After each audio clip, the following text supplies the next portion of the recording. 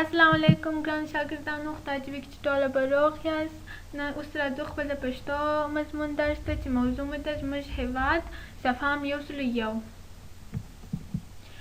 زموږ د نن ورځې موضوع یا عنوان مو دی زموږ هېواد. موږ په دې درس کې وایو چې زموږ هېواد څه دی. زموږ هېواد افغانستان دی چې په د افغانستان کې زموږ په هېواد کې کم شیان شته، موږ کم شیان لرو، کم ښایسته ځایونه شته.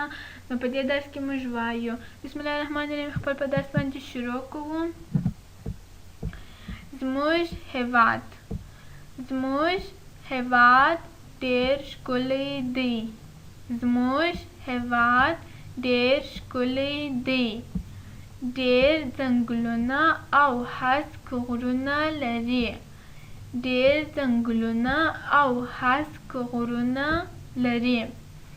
زموږ هېواد ډېر ښکلی دی. زموږ هېواد ډېر ښکلی دی. ډېر ځنګلونه او هسک غرونه لري.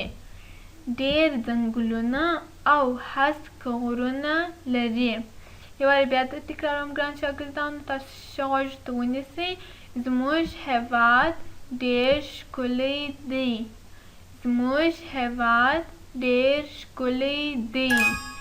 ډېر ځنګلونه او هسک غرونه لري.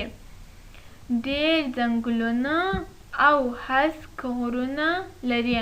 تاسو به شاید وایاست ګران شاګردان چې هسک څه ته وایي. هسک معنی جګ یا لوړ، یعنې ډېر ځنګلونه او چې جګ یعنې لوړ غرونه لري. زه یو وار بیا وایم، تاسو زما پاته تکراروئ. سمه ده؟ زموږ هېواد ډېر ښکلی دی. زموږ هېواد ډېر ښکلی دی. ډېر ځنګلونه او هسک غرونه لري. ډېر ځنګلونه او هسک غرونه لري.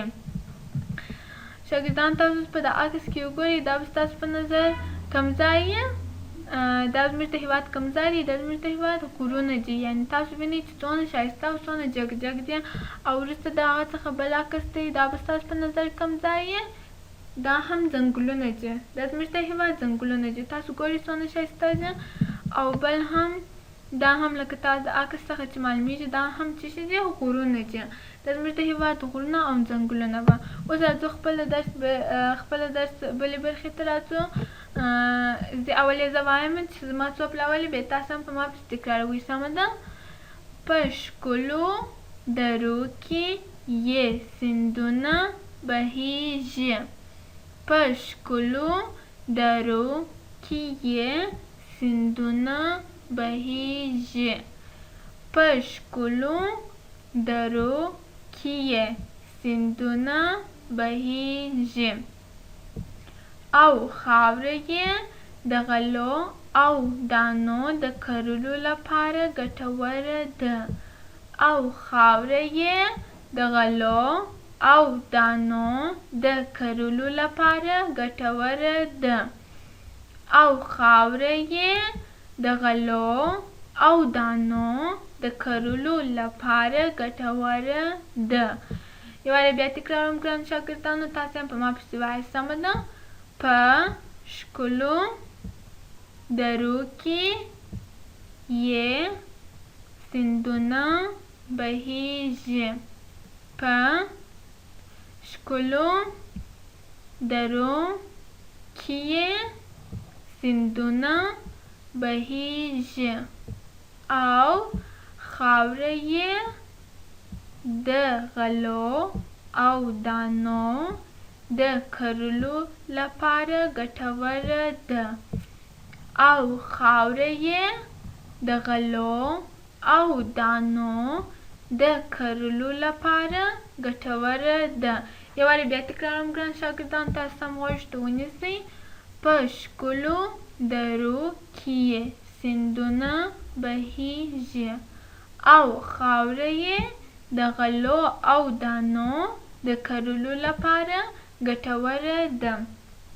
او ګران شاګردان تاسو په شاید وایئ چې غلې دانې څه دي. غلې دانې لکه غنم، جوار، لوبیا، نخود، وریجې دا ټول شیان ته څه شی وایي؟ غلې دانې ویل کېږي. یعنې زموږ د هېواد د افغانستان داسې خاوره ده چې یعنې د دا غلو دانو د کرلو لپاره ډېر ګټوره ده. یعنې په داسې خاوره کې دغه غلې دانې ډېر ښه حاصل ورکوي، ډېر ښه یعنې که وکرل سي کوم مشکل نه پکښې لري، ډېر ښه حاصل ورکوي. اوس هم راځو تاسو دا عکس ته ګورئ دا څه دی؟ دا هم سیند دی، زموږ د هېواد سیند دی. تاسو ګورئ څومره ښایسته دی.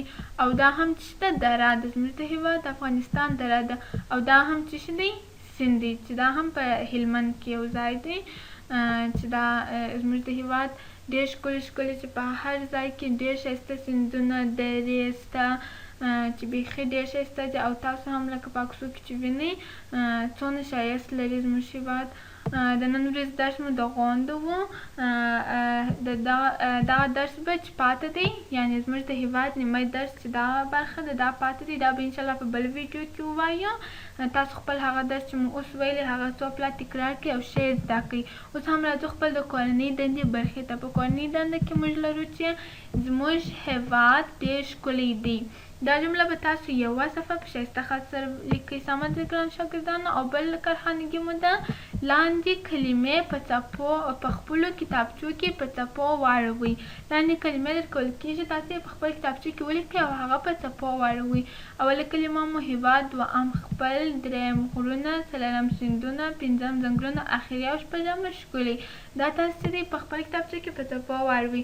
نو د نن ورځې درس مو د غونډو خدای کې چې څرن په خلاصوئ زده سوی مې او څو پلا یې تکرار کړئ. خپل کارخانګي هم وکړئ. سمه ده. تر بیا پورې د خدای په امان ښه وخت ولرئ.